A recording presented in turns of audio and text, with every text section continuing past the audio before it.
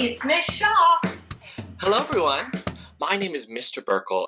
My name is Miss Bailey. Hello, everybody. My name is Miss Middlebrook, but you guys can call me Miss M. Hi, second graders. My name is Miss Hickman, and I am so excited to be your summer reading teacher. Hey guys, it's me, Miss Nieves. Thank you for joining me today.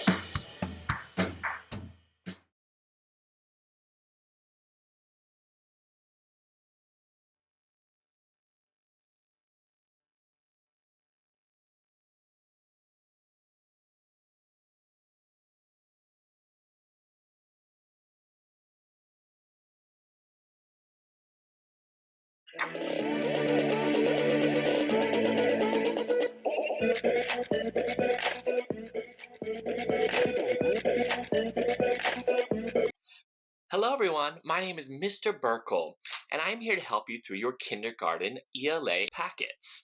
I'm so excited to be with you all summer working on some new stories, reviewing some skills we did throughout kindergarten this year, and learning some new skills as well.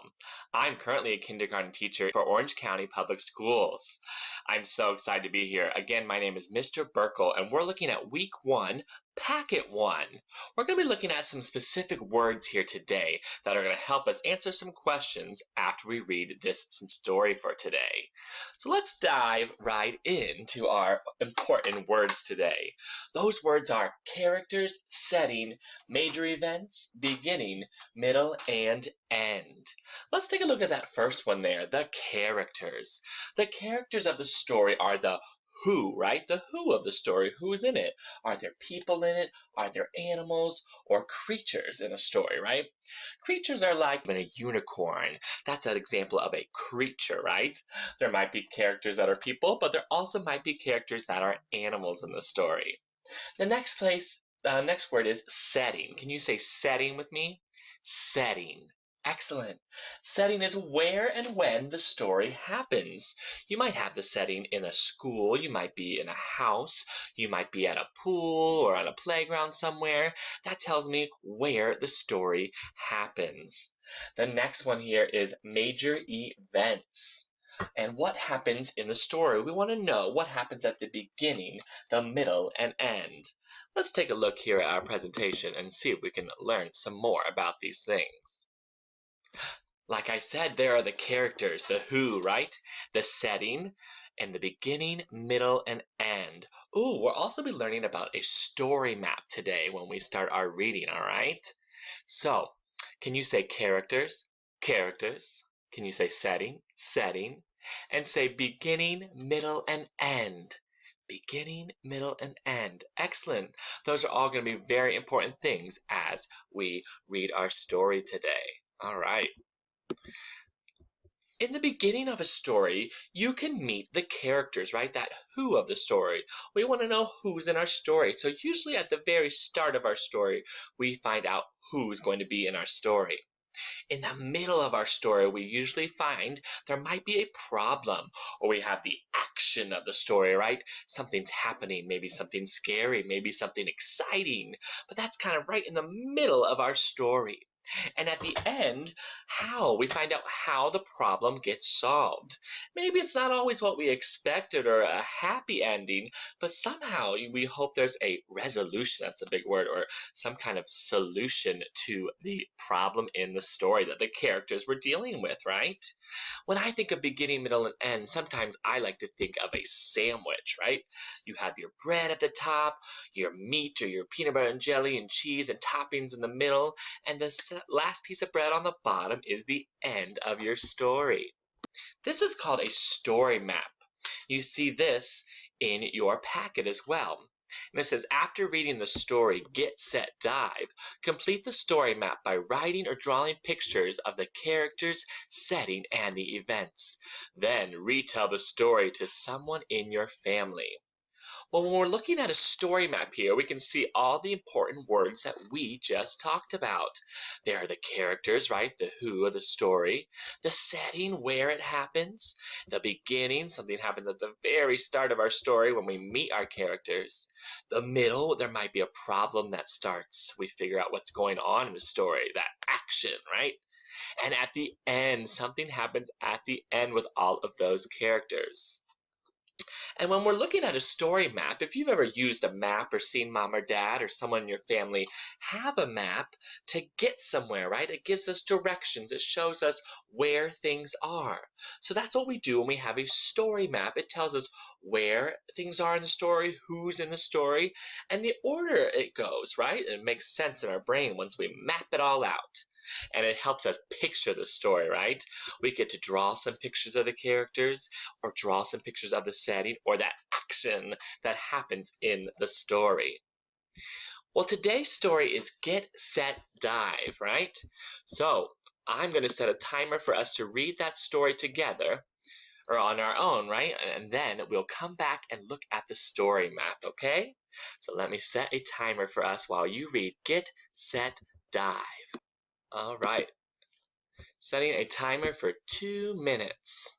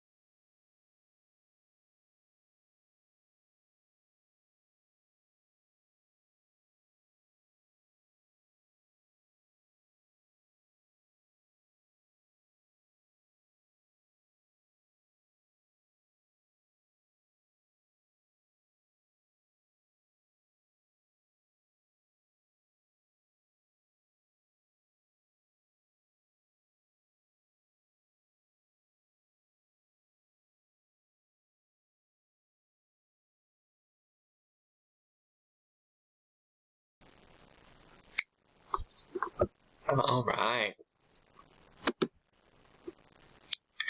Well, I hope you enjoyed that story. Get, Set, Dive. Let's take a look back at our story map now. All right, here we have our story map, right? Again, we want to fill out the who, the where, and the what. Who was in the story? Do you remember the 3 characters that were in the story? In this story, they were animals, right? There was a fox, a pig, and a hen. So where on my story map would I put the characters? Do you remember where it is? It's right up here. That's right. That first top box here, the who of the story, those characters. You can draw the fox, pig, and hen or write those 3 words there. That was their names. Those are the characters. Now we want to know where the story happened. Do you remember where the story or what that's called? It's called the setting. That's right. The setting. And we put the setting right up here. And this story took place in a pool. That's right, in a pool. Excellent, boys and girls. So we're going to put that right up here in the setting. You can draw a pool with that diving board and all the animals playing around it. I love swimming at the pool. All right, and that last and third part is what? What happened at the beginning, middle, and end, right? There were 3 kind of important parts of the story. At the first, right, Hen was saying she wanted to dive in and was asking her friends if they could dive in too. And so in the middle of our story, right, you have 2 more of her friends. They start to dive in, right? They want to try it too. You could draw them diving in the pool here in the middle. And at the very end, Pig wanted to start a new game. He said, watch out, we're going to get more wet, right? And you want to play this new game? And they went ahead and did that new game at the end of our story. All right, so you can keep working after you're done with this video on your story map. Excellent, and filling that all in. Let's take a look at the last part of those directions though. You see it says to retell the story. Can you say retell? Retell, excellent. That means to tell the story again. You want to make sure you include those characters, the setting, and the major events. Well, this can be done when you have someone that wasn't there while you were reading the story. Maybe you have a friend or another family member in your house. You could go and say, guess what? I just read the story, Get, Set, Dive, but I want to tell you all about it. Now, you can of course read it to them fully, the whole story, as you practice those words and those careful pointer finger as you get to each word. But you could also retell the story, which is just like a short summary of the story. You can say, guess what? In the story, there was a pig, a hen, and a fox. They were at a pool and they were diving in the water, and at the end they played a new game. See how that was just a quick retelling of the story? I didn't read every sentence, but I was able to just tell those important parts, right? Because I used my story map and saw those key important parts of the story that we read today. Excellent. I'm sure you'll have fun retelling and rereading the story again sometime. All right, boys and girls, it is time to say goodbye. I hope you've enjoyed our first meeting together. You did a great job, and I can't wait to see you next time. See you later.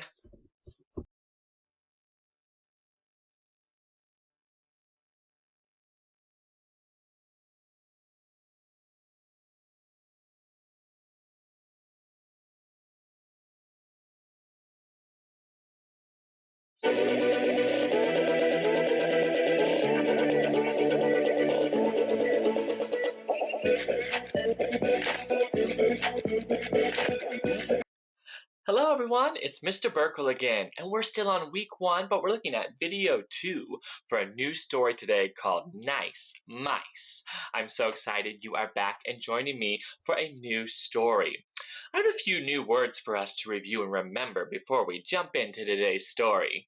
Those words are author and illustrator. Have you heard those words before?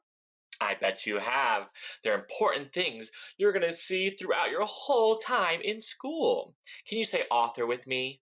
Author. Can you say illustrator with me? Illustrator. Whoa, that one has a lot of syllables, doesn't it? Now, I'm going to hold up a picture clue to see if you can remember the jobs of an author and an illustrator. Here's a clue for the author. What does the author do for the stories? The author writes the words. If you said words, you're absolutely correct. The author is in charge of writing the story, all those words that we get to read and learn about a new, adventure, exciting story. Now, here's your clue for the illustrator. I've got some markers and crayons. What does the illustrator do? The illustrator draws the pictures. You're absolutely right. Yes, the illustrator has a job of creating all those pictures, whether it's painting, crayons, pen, markers, or something on the computer even. It's pretty neat what the authors and illustrators get to do to create these stories. The second thing I want to review with you is parts of a book. Let's think about if you open up a book, or wait, let's not open it yet. Let's look at the front. If we see the front of a book, we call that the front cover. You're right. And on the front cover, usually there's a name of something. We call that the title. The title of the story, right? We want to know, what's the story about? And a lot of times there's a picture on it. And guess whose names are on that front cover? The author and the illustrator. You got it. Excellent. If we flip over from the front cover, we can look at the back cover. You're right. Excellent. And if we put our book up like this, there's a part here that kind of holds the book all together. We call that the spine of our story, right? Of our book. It holds all the pages together, which is another great part of the book, the pages. And when you open up that first page, there's usually a page there. We call that the title page. And it has the title of the story again. And sometimes the author and illustrator's names one more time. Excellent, boys and girls. Let's dive into our presentation today. Like I said, those important vocabulary words are the author and illustrator of our stories. The author writes the words, the illustrator creates the pictures, and there are some parts of the books that we were able to go over. Excellent. All right. Here I see we have some important things to look at as well as we begin our new story for today. All right, as we look at these important words, we can see the who of the story. Do you remember we talked about this last time? The who, those characters asking which person or animal. We also talked about the why something happens. This is a newer word for us. They did this because of something. You're asking for a reason why something happened. See the picture of the umbrella there? Well, why would I need an umbrella? Because it's raining outside. That's the question why answers. So we have who, why, what. Can you say what? Well, if we ask what, we're asking for information about something. Well, what are we having for dinner today? Or what are we going to read? You're asking for more information. You want to know more. And good readers always ask questions, right? We want to know more about that to get our brains to grow big and strong and have a better understanding of the story that we're reading. The last word, can you say lesson? Lesson. A lot of times in stories, some creatures or animals or people might learn lessons. Just like you learn lessons in school with your teachers and with me right now, or your parents or siblings might teach you lessons of how to do something at home. Characters sometimes learn a lesson in the story. All right, let's take a look at our next slide. Today's story is called Nice Mice. Nice mice. Boys and girls, do you know what we call words that look a little different but sound the same? We call those rhyming words. I'm sure you've spent a lot of time working with some rhyming words in your kindergarten class this year. Things like you might hear in this story, Mike and Spike, nice and price, and dime and lime. Do you hear how they all sound the same? Excellent. I want you to listen for those as you read our story today. It has rhyming words right in the title, Nice Mice. My next question for you before you read today is, when have you worked hard for something? Oh, maybe there was an art project in school. You took your time, you colored in the lines, you worked really hard and a long time, and when it was done in the end, you had a beautiful picture because you worked so hard on that. Or maybe mom and dad once told you, all right, I need you to clean your room, and then maybe we can do something special and have some exciting treat afterwards, right? And so you said, okay, I'm going to pick up my toys and put away my clothes and make sure my bed looks nice, right? You're working hard for something. You're going to see our characters in the story today working hard for something. My last question before we read is, do you have a job you want to do when you are older? For Mr. Burkle, I've always wanted to be a teacher, so I knew that I had to work hard to become a teacher someday. You have lots of time to think about what you want to be when you grow up. Maybe you want a job, and you can be whatever you want to be as long as you put your mind to it and work hard like our characters will in our story today. All right. Let's check out the next one. So when we're going to read today, you and I are going to read the story Nice Mice, and I will set a timer while we read together, all right? Let's get into today's story, Nice Mice. All right, 2 minutes on the clock. Let's read our story, Nice Mice, together.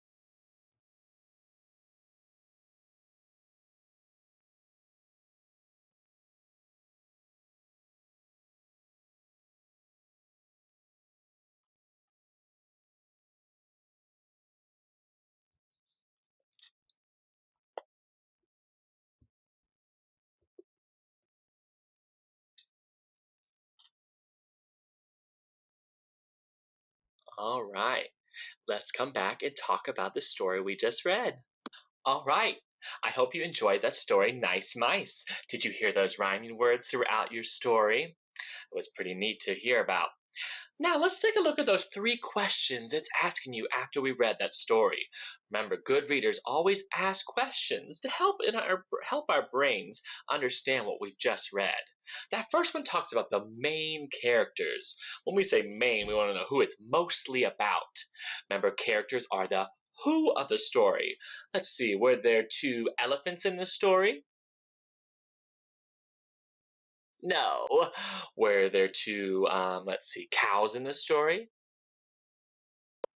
No, they were 2 mice, right? That's how you say mouse. More than one mouse is mice. So there were 2 of them in this story. And do you remember their names?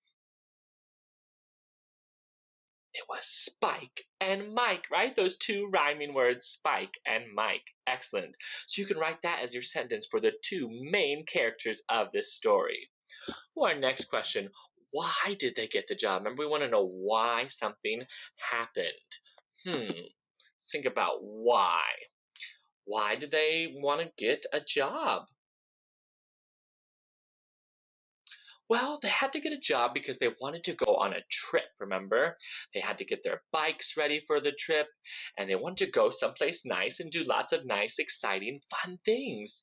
But to do that, it took a little bit of money, right? So they had this idea to get a job, to get money, to be able to go on their trip, right? That's why they had to do that.